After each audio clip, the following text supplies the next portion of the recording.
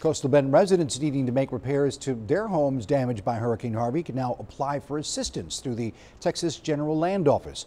More than $1 billion have been allocated for Hurricane Harvey victims across the state, and the GLO has opened up the application process. The money is being made available from the federal government through community development block grants for disaster recovery funds. Applicants are eligible to apply if they own their home and it was damaged or destroyed by the hurricane. Awards will be considered on a first-come, first-served basis. If you'd like more information on how to apply, log on to our website, KIIITV.com.